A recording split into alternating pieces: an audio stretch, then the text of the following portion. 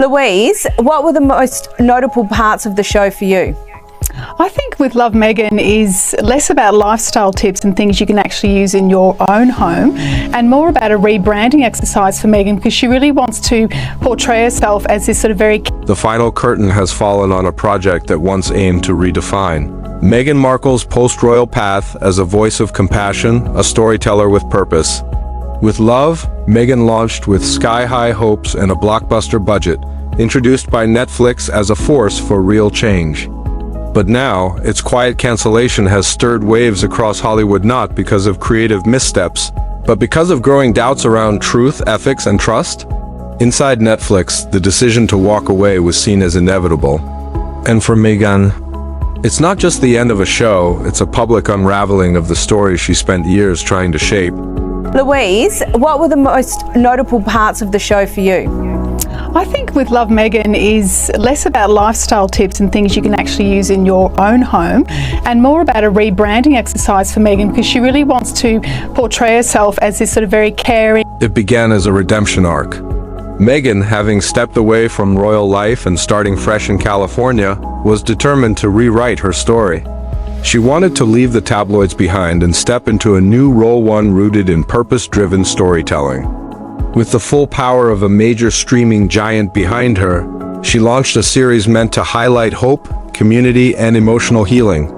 On paper, it had all the right elements, but once the cameras started rolling, the cracks began to show. Now, those who worked on Season 1 production staff, consultants, even charity partners are speaking out, and what they describe is a world of carefully crafted scenes disguised as spontaneous moments. Shots advertised as raw and real were, in truth, rehearsed and choreographed. Visits to charities were scheduled around ideal lighting and wardrobe changes, and members of the local communities say they were brought in under vague promises, some not even aware they were being filmed for a global series, believing it was a small charity video instead. One scene, in particular, has come under fire: a school visit framed as an unplanned, heartfelt drop-in by Meghan to surprise the children, but behind the smiles and hugs, it was just another scripted moment designed more for optics than for impact. Possibly, but it's gripping for probably all the wrong reasons. Bronte, what are your thoughts? I think something that kind of grabbed me was the fact that Meghan kind of watches or waits and watches for what people say, and if they don't, it seems like if they don't say exactly what she wants... But behind the scenes, a very different story was unfolding. Call sheets were detailed to the minute, set designers and PR teams had arrived the day before, and every element from props to seating to reaction shots had been carefully mapped out. It later came to light that some of the children shown weren't from the local community at all, but were brought in through acting agencies to keep everything controlled and on cue. As these details surfaced, Netflix's internal review team, responsible for maintaining production integrity, began to grow increasingly uneasy. Look, it was such an interesting watch. We waited a very long time for this show, and I have said so many times in the past on this program as well, I really wanted to like it. I've always said I think that she needs to move into this area to really draw the line in the sand on the bottom of, all the narrative about the victimhood after. What was originally presented as a heartfelt philanthropic journey slowly started to look more like scripted content disguised as a documentary. One former post-production editor put it plainly: we weren't making a documentary, we were polishing a persona. What raised even more concern was the discovery that some emotional moments had been carefully planned. In one example, footage showed Meghan comforting a visibly upset woman during a charity event, but even that touching scene was not as spontaneous as it seemed. And so I thought this could be it. This could really be her leaning into her passion area, and something she has been very passionate about in the past, even before Harry. Unfortunately, it truly was so boring. I watched it from the first episode all the way through, and I kept waiting for it to get more interesting, and I was reviewing it later thinking... The clip quickly went viral on social media after the episode aired, becoming one of the standout moments of the first season and drawing praise from fans and commentators alike. But a Netflix-led inquiry later uncovered a different reality. The woman at the center of the scene had never shown any real distress. Audio had reportedly been altered in post-production to make it seem like an emotional breakdown had taken place, and multiple takes were filmed to capture the perfect tearful embrace from every angle. It is actually a compliment to her that I simply refuse to believe that she is that boring.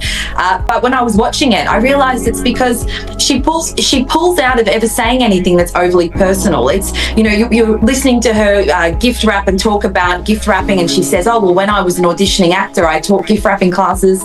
After watching the final cut, the woman featured in the scene wrote a letter to the producers, expressing her confusion and discomfort. I never felt like I needed comforting, she wrote. I thought we were simply talking about our charities. Work.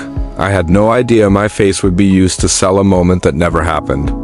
Her letter, which was later forwarded to Netflix's legal department, was just one of several that raised serious concerns about how the footage was being edited to fit a larger narrative of emotional connection and transformation. Fact that's going to change the world, but at the same time, it's something about her that we could have learned. And I think that she's having, it's still ongoing, a little bit of an identity crisis after her royal years about who she is. I mean, we've got what the public thinks of her, we've got who she thinks that she wants to be, and then somewhere in the middle there has to be. These edits weren't one-off cases.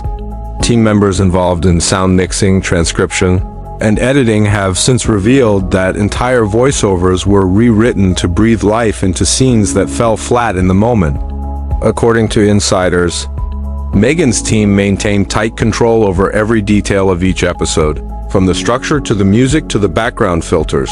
The goal was unmistakable. As one staffer put it, this wasn't about what actually happened. It was about making sure the audience felt what they were supposed to.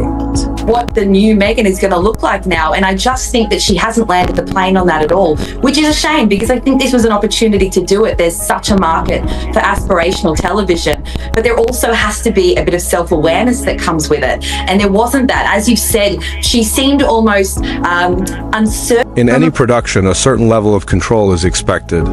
But what made this project different was just how far it went to manufacture emotional depth.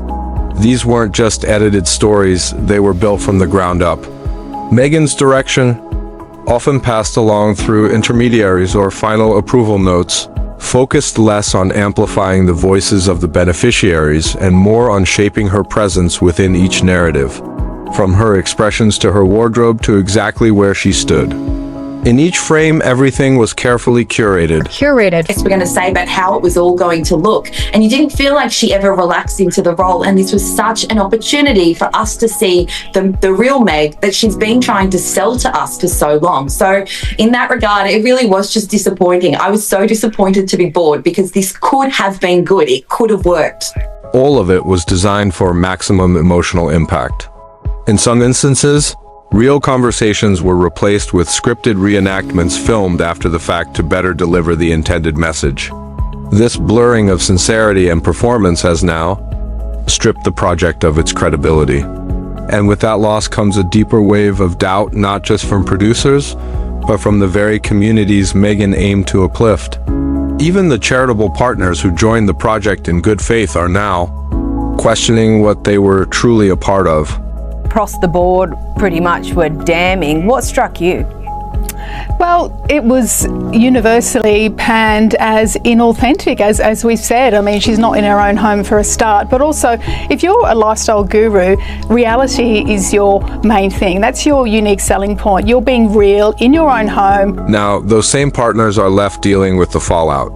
One nonprofit founder whose organization appeared in season 1 admitted, "We weren't told how our segment would be used. Watching the final cut," they said, "felt more like watching a dramatization than a true reflection of their work. I wouldn't agree to it again." Netflix, once fully behind Meghan's storytelling vision, found itself backed into a corner. Internal communications reveal a growing push to protect the platform's ethical standards, especially in light of past backlash over other controversial releases.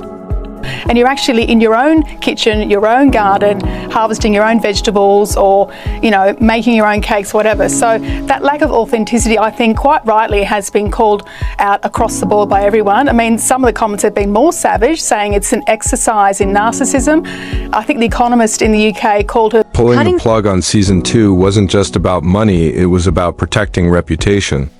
Staying tied to a project now clouded by credibility issues risked damaging Netflix's core commitment to truth-driven storytelling, especially in the realm of documentaries and unscripted content. What made the decision even more difficult was how far along things had already gone. Netflix had poured millions into development, production crews had been contracted, early filming had started in multiple locations, and guest contributors had already been announced. To get cycled through this series. So, you know, if she was looking for sort of love and attention, she didn't get it from the critiques, that's for sure. Bronte, surely there were some positive reviews. Honestly, they were actually very hard to find. You've got sort of certain... The choice to cancel at such an advanced stage shows just how seriously Netflix leadership took the allegations. A quiet shutdown wouldn't cut it. They needed to make a clear and public break. For Meghan, the fallout is both personal and wide-reaching. Her brand, once celebrated as a modern symbol of empathy and inclusion, is now facing a full-blown crisis of credibility. And it's not the first time she's been called out for stretching the truth or carefully curating appearances to fit a certain narrative. We're probably never going to like the output that was based on Meghan alone.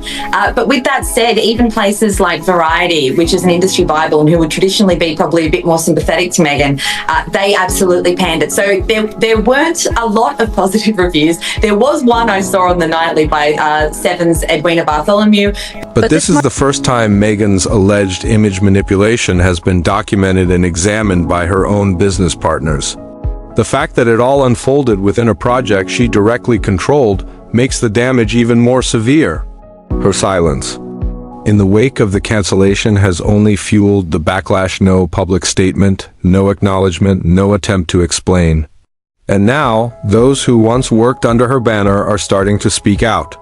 Former consultants, producers, and even legal advisors have begun sharing their experiences with journalists and insiders across the industry. Wanted to see, but it is great television and very glossy and a great start to her forging a new path.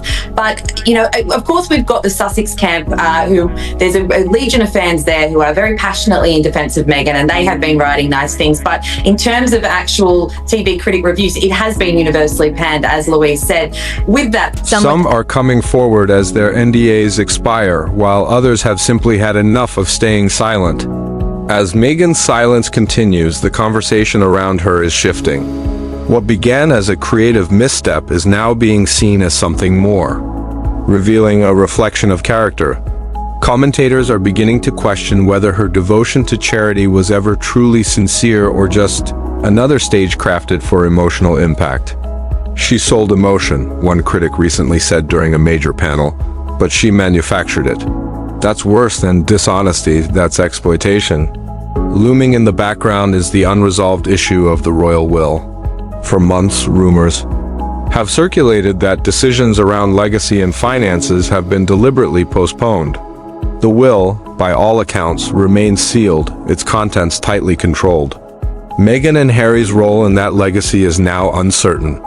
But with recent headlines casting doubt on Meghan's credibility, many believe these events could influence how assets and titles are eventually distributed. Some insiders claim the delay is about being cautious, waiting for things to settle.